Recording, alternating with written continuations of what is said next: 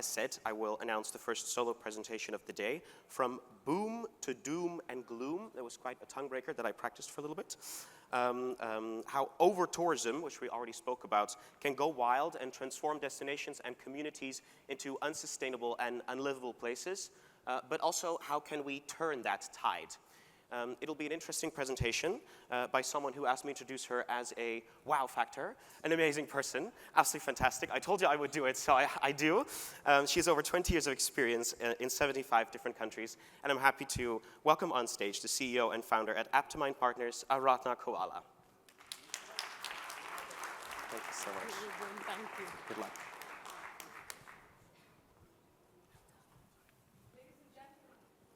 Is the mic on? A big round of applause to Ruben. He's all of 20 years of age, not a lot older than my own teenager. Well done, Ruben. Have you been to one of these quaint little villages? Picturesque, quite literally like a picture from a storybook. Disconnected and untouched by the modern world. I did, this summer, only to find a Starbucks and a McDonald's and such a long line of tourists that my teenager thought they were handing out free Wi-Fi codes. We have all been here, right? Trying to be in the search of a secluded place, looking for serenity, only to be serenaded with elbows on our face. Here I am looking for inner calm, and someone's backpack is quite literally becoming my second spine. At least I thought it was a backpack. May God it please be a backpack. If I wanted that much human contact, I would have just gone to a rave, right? Ladies and gentlemen, can you imagine the canals in Venice being so chock-a-block full of gondolas that they can barely move? Can you imagine trekking up the Great Wall of China with so many other people that from a drone footage, it looks like a human conveyor belt?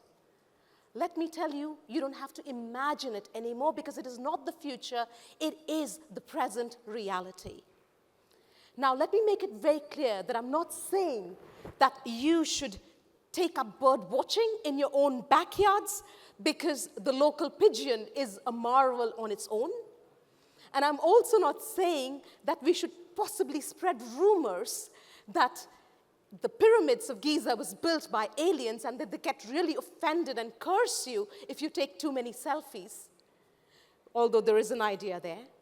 But what I'm really saying is over-tourism is a ticking time bomb. There are 93 destinations across 66 countries that are already grappling and crumbling with the influx of visitors they don't know how to handle. And unfortunately, 80% of travelers end up in 10% of destinations, which means larger crowds in fewer spots. And this is just the present reality. If I go by UN's predictions for the future, we are looking at 1.8 billion travelers by 2030, which means the pressure on destinations, on resources, on the environment, and the objections from the locals is only going to increase. Think about it. Venice has a population of 50,000 residents, and they get 20 million visitors annually. Barcelona, 1.6 million local population, hosts 32 million visitors every year. Dubrovnik is a small town with 42,000 residents, and the Game of Thrones effect has meant that they welcome, well, 1.5 million visitors a year, and if a cruise ship is docking in Dubrovnik, we're talking about 10,000 to 12,000 visitors every single day. That's 25 to 30% of their overall population every single day. Iceland, small country with a population of 370,000 local residents, and look at the number of visitors that they have to host every year. It's down to 3 million in last year. Santorini, it's a small island, 15,500 local residents, but they are inundated with 2 million visitors, 800,000 cruise ship visitors in that number. And it absolutely doesn't help that tourists who get to these destinations have always been, or rather have been, putting up with behavior which only qualifies as bad, silly, downright stupid, and unacceptable. As an example, we had these two people who were trying to take sand in 14 bottles from a beach in Sardinia. Or another one where these influencer couple decided to trek up to the pyramids of Giza, only they were stark naked. We've had incidents of people slapping, biting gate agents and cabin crew. We've even had incidents of travelers peeing on fellow passengers, even though that was not because of over-tourism. I think it was overconsumption of alcohol. But either way, this is my favorite. We had this passenger who threw a coin into the plane's engine for good luck. And this lady was persistent because she threw 9 coins. I mean, you know, hopefully something will stick. Her plane was stuck for 6 hours. An influencer, again, who live streamed herself catching and cooking a great white shark, which is a protected species in China. Thankfully, she didn't die. We had a tourist get arrested in Israel for breaking a Roman sculpture which was from the 2nd century BC. And when he was arrested, he said he was suffering from what is called Jerusalem syndrome, where you lose sense of where you are. This is a tourist writing Ivan plus Haley on the Colosseum in Rome. Haley, if you're listening, this is a universal appeal, dump him. And finally, my favorite, this is a small fruit farm in the UK, fruit farm, but they were so inundated with people who wanted to pose with the sunflowers that they actually had to put up pleas for people to stop stripping off.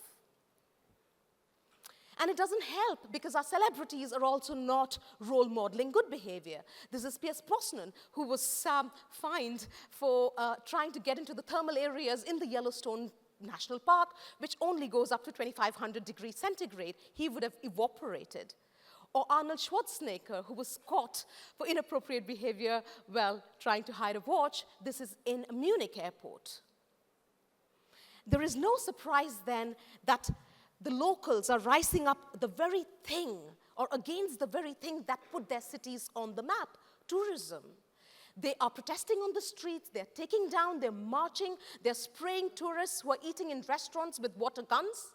And some of them are also actually encouraging people to jump off balconies. I'm not kidding you.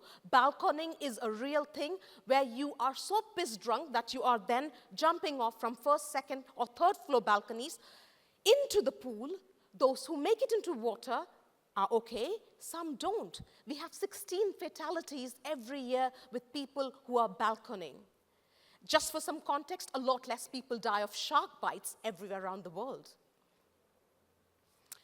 There is no surprise then that destinations have taken to solutions to really combat this. Like in Japan, they had to erect views to block people from taking selfies with Mount Fuji in the background.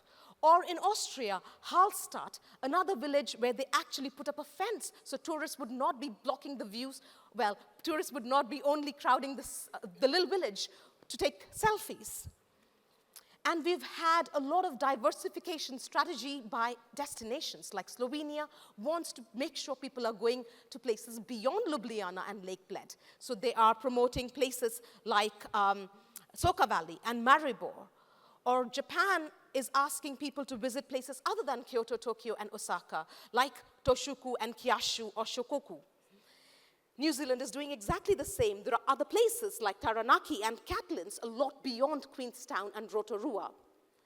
We have the 12 Hidden Gems campaign in Thailand. We have the 10 New Balis campaign in Indonesia.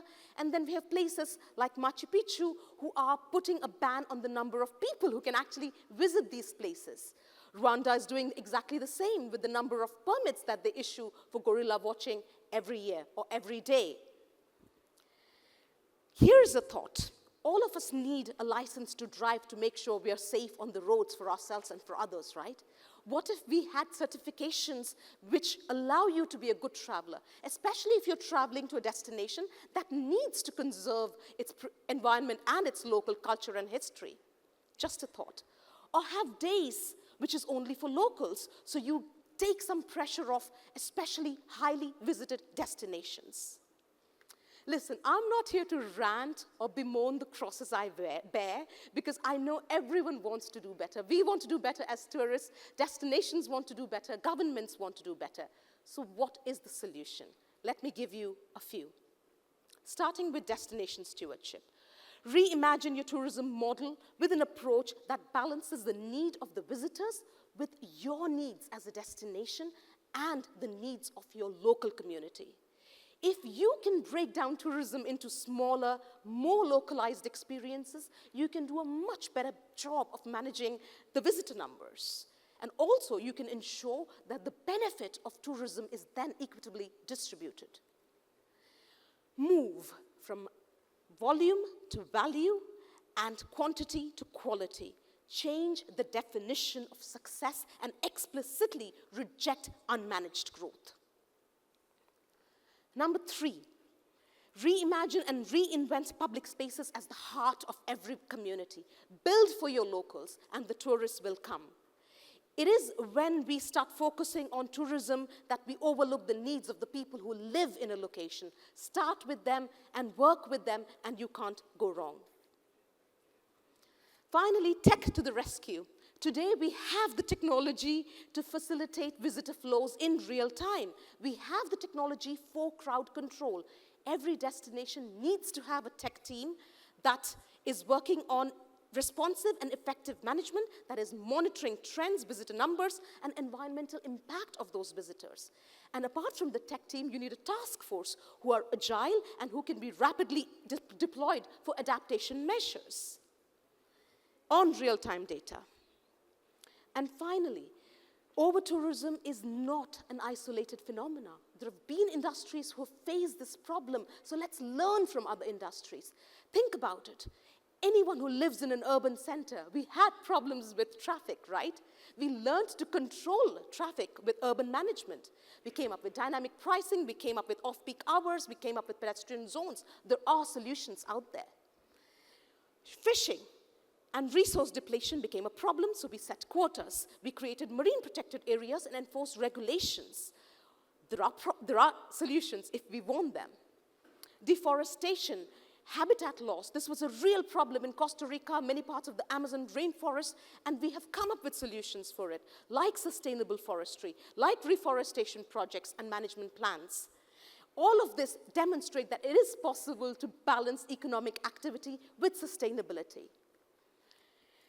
Water, similarly, clear communication, regulation of usage, and public awareness campaigns.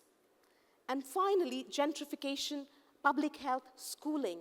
There is a shortage of places. We have come up with optimizing resource solution and innovative scheduling. Capacity issues can be managed with foresight and investment. I have run out of time. And ladies and gentlemen, I'm going to leave you with a thought, but first I want to address the elephant in the room, which is saying that, listen, despite any regulations, any kind of objections, tourism is going to boom. Because there will always be a whole lot of people who want to see perhaps the most special places, iconic travel destinations around the world. So the tourism tap is not going to turn off. But that doesn't mean that we do not have to control the volume. The volume needs to be managed, and it's not a destination problem, it is not a tourism problem, it is not even a tourist problem, it's a lousy management problem. It's time to close the floodgates, it's time to listen to your local community, and ultimately preserve your destination for the next generation. Thank you very, very much.